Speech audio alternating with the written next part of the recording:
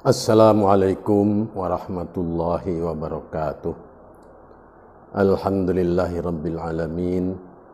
Wabihi nasta'inu ala umurid dunya waddin. Wassalatu wassalamu ala ashrafil anbiya'i wal mursalin. Wa ala alihi wa sahbihi ajma'in. Rabbi srahli sadri wa yassirli amri. Wahlul uqdatam min lisani yafqahu qawli amma ba'd. Pemirsa yang dirahmati Allah, saat ini kita telah berada pada 10 hari terakhir bulan Ramadan. Jika diibaratkan suatu kompetisi, semisal pertandingan olahraga, maka 10 hari terakhir di bulan Ramadan merupakan babak final untuk menentukan pemenang atau juara dari suatu kompetisi tersebut. Tentunya sebagai pemenang atau juara akan mendapatkan piala atau trofi serta berbagai hadiah lainnya. Sementara itu, bagi orang-orang yang berpuasa, 10 hari terakhir merupakan babak terakhir dari ibadah di bulan Ramadan ini.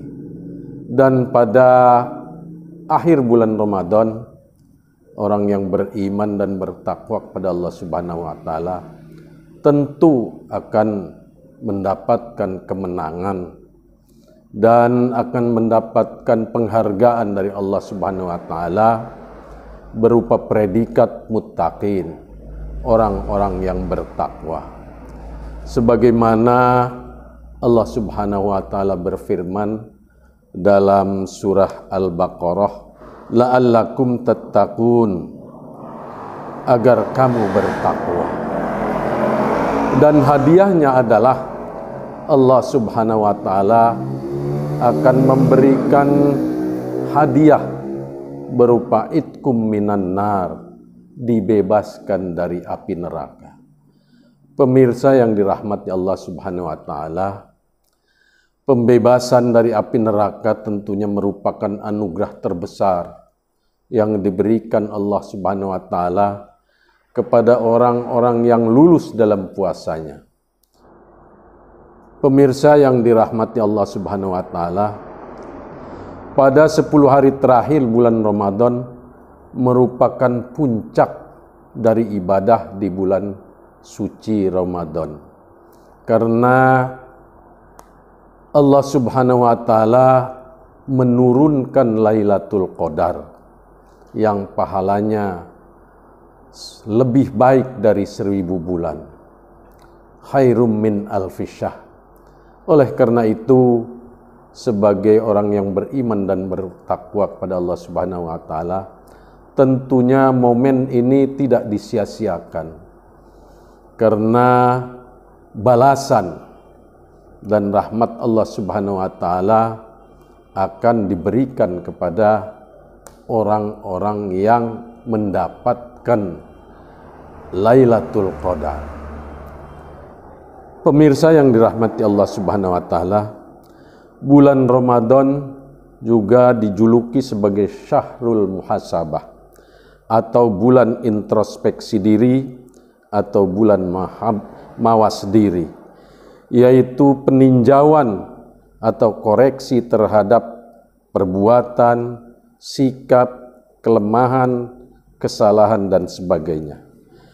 Di akhir Ramadan ini merupakan momen yang tepat bagi seorang hamba untuk merenung dan bermuhasabah sejauh mana perbuatan atau sikap dan amal kita yang telah kita lakukan. Hal ini penting kita introspeksi agar amal yang kita lakukan tidak sia-sia. Rasulullah Shallallahu Alaihi Wasallam bersabda yang diriwayatkan oleh An-Nasa'i, kam min sa'imin laisa lahu min siyamihi ilal ju' wal atar.